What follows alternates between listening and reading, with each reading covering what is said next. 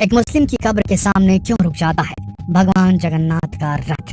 20 जून को जब जगन्नाथ रथ यात्रा निकल रही थी तब एक अद्भुत चमत्कार हुआ। जगन्नाथ भगवान का रथ एक मुस्लिम मजार के सामने जाकर रुक गया और फिर लाख कोशिश करने के बाद भी आगे नहीं बढ़ा। ये देखकर सभी लोग हैरान रह गए और सब जानना चाहते थे कि आखिर उस मजार में ऐसा क्या खास है कि भगवान का रथ उस मजार के सामने आकर रुक जाता है। जब लोगों को इस बात की सच्चाई पता चली तो लोगों के हाथ श्रद्धा से जुड़ गए। आज के इस वीडियो में हम आपको सच्ची भक्ति की वो कहानी सुनाने जा रहे हैं जिसे सुनकर आपकी आंखें भी नम हो जाएंगी। आज हम आपको एक ऐसे मुस्लिम शख्स की कहानी सुनाने जा रहे हैं जिसने अपनी भक्ति से भगवान जगन्नाथ को भी रुकने के लिए मजबूर कर दिया। तो बस वीडियो को अंत तक जरूर देखिए। दोस्तों, भगवान के लिए उसके सब भक्त बराबर होते हैं और वे अपने भक्तों में किसी तरह का भेदभाव नहीं करते, फिर चाहे भक्त किसी भी जाति का क्यों ना हो। हर साल हिंदू कैलेंडर के आषाढ़ माह में शुक्ल पक्ष की द्वितीय तिथि को जगन्नाथ रथ यात्रा निकाली जाती है। इसमें शामिल होने के लिए श्रद्धालु देश विदेश से पुरी आते हैं, उड़ीसा के पुरी शहर आते हैं। जगन्नाथ का शाब्दिक अर्थ है भगवान या ब्रह्मांड के स्वामी। भगवान जगन्नाथ गैर सांप्रदायिक है और संपूर्ण रूप से हिंदू धर्म के किसी विशेष संप्रदाय से जुड़ा नहीं है। या ऐसा कहें कि भगवान जगन्नाथ हर भक्त के हैं, चाहे वो भक्त कोई भी संप्रदाय या धर्म का हो। इसी बात को साबित करता हुआ एक अद्भुत नज़ारा हर साल जगन्नाथ रथ यात्रा में भी देखने को मिलता है। हर साल रथ यात्रा के दौरान भगवान जगन्नाथ का रथ एक मजार के पास जाकर रुक जाता है। आपको जानकर हैरानी होगी कि मजार एक ऐसे मुस्लिम शख्स की है जो कि भगवान जगन्नाथ का अनन्य भक्त था, लेकिन उसके धर्म की वजह से उसे कभी भी भगवान जगन्नाथ के दर्शन के लिए मंदिर के अंदर नहीं जाने दिया गया और वह भक्त बिना भगवान के दर्शन किए ही खत्म हो गया था, मर गया था और भगवान के दर्शन की उसकी इच्छा मन में ही रह गई थी।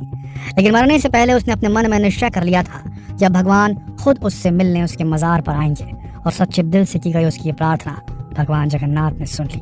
और आज भी हर साल भगवान अपने भक्त से मिलने उसके मजार तक जरूर जाते हैं। दोस्तों, चलिए आपको भगवान के सच्चे भक्त की कहानी सुनाते हैं जिसे सुनकर आप भी मान जाओगे कि भगवान जगन्नाथ किसी एक धर्म या संप्रदाय के नहीं है। यह कहानी मुगल काल की है। साल बेग मुस्लिम धर्म को मानता था। उसकी माँ हिंदू और पिता मुस्लिम थे। जब साल बेग बड़ा हुआ तो वो सेना में भर्ती हो गया और एक बार जंग लड़ते वक्त उसके सिर पर गहरी चोट आ गई। उसने कई हकीम और वैद्यों से अपना इलाज करवाया, लेकिन कहीं से भी उसकी चोट ठीक नहीं हुई। अब एक बीमार सैनिक का सेना में क्या काम था, ये सोचकर उसे सेना से बाहर कर दिया गया। साल बेग अपनी हालत से बुरी तरह से हताश हो चुका था और अब उसे अपना जीवन समाप्त होता सा लग रहा था। ऐसे में उसकी माँ से अपने बेटे की तकलीफ नहीं देखी गई और उन्होंने साल बेग को भगवान जगन्नाथ की भक्ति करने की सलाह दी थी। याद रखिए, उसकी माँ हिंदू थी। पहले साल बेग को अजीब लगा क्योंकि वो मुस्लिम था, लेकिन फिर अपनी माँ की बात मानकर उसने एक बार भगवान जगन्नाथ की आराधना करने का प्रयास किया। भगवान की भक्ति में उसका ऐसा मन लगा कि वो दिन रात भगवान की पूजा अर्चना करने लगा। इससे उसे मानसिक शांति और जीवन जीने की शक्ति मिलने लगी। एक रात साल बेग ने एक सपना देखा कि भगवान जगन्नाथ खुद उससे मिलने आए हैं। साल बेग ने सपने में देखा कि भगवान ने उसे घाव पर लगाने के लिए भभूत यानी कि पूजा हवन के बाद बची हुई राख दी थी। साल बेग सपने में ही उस भभूत को अपने माथे पर लगा लेता है। जब साल बेग की नींद खुलती है तब उसे एहसास होता है कि वो तो सपना देख रहा था, लेकिन अचानक उसका हाथ उसके माथे पर पहुंच जाता है और वो ये देखकर चौंक जाता है कि उसके सिर का घाव तो सचमुच ठीक हो गया था। और ये देखकर साल बेग की आंखों में आंसू आ गए और वो भगवान की जय जयकार करने लगा और दौड़ता हुआ भगवान के मंदिर तक पहुंच गया। वो भगवान के दर्शन करके उनका धन्यवाद करना चाहता था, लेकिन वो मुस्लिम था, इसीलिए उसे मंदिर में घुसने की इजाजत नहीं मिली। इससे साल बेग बेहद उदास हो गया, लेकिन उसने हिम्मत नहीं हारी और मंदिर के बाहर बैठकर ही भगवान की भक्ति करने लगा। वो दिन रात भगवान की भक्ति करता और भगवान के भजन लिखता रहता। धीरे धीरे उसके भजन आम लोगों में पसंद किए जाने लगे और भगवान के दूसरे भक्त भी उसके भजन गाने लगे। इसी तरह भगवान की भक्ति करते करते एक दिन उसकी मृत्यु हो गई। लेकिन अपनी मृत्यु से पहले वो कहा गया था कि यदि मेरी भक्ति में सच्चाई थी तो मेरे प्रभु मेरी मजार पर जरूर आएंगे। मृत्यु के बाद साल बेग की मजार जगन्नाथ मंदिर से गुंडिचा मंदिर के रास्ते में बना दी गई। साल बेग की मृत्यु के कुछ महीने बाद जब जगन्नाथ जी की रथ यात्रा निकली तब साल बेग की मजार के पास आते ही रथ अपने आप रुक गया। लाख कोशिशों के बाद भी आगे नहीं बढ़ा। पूरी जनता परेशान हो गई। सबको लगा कि शायद भगवान रुष्ट हो गए, लेकिन इस समस्या का समाधान किसी के समझ में नहीं आ रहा था। तब किसी ने राजा को साल बेग की भक्ति, उसके अंतिम कथन के बारे में बताया। तब राजा ने पुरोहित जी से चर्चा की और सभी से भक्तों से साल बेग की जयकार करने के लिए कहा। साल बेग के नाम के जयकारे लगाने के बाद जब रथ को खींचने का प्रयास किया गया तो रथ चलने लगा। तब से हर साल भगवान जगन्नाथ की रथ यात्रा मौसी के घर जाते समय जगन्नाथ जी का रथ साल बेग के मजार पर कुछ समय के लिए रोका जाता है। दोस्तों, देखा आपने किस तरह एक मुस्लिम की भक्ति ने भगवान को भी उसके पास आने के लिए मजबूर कर दिया।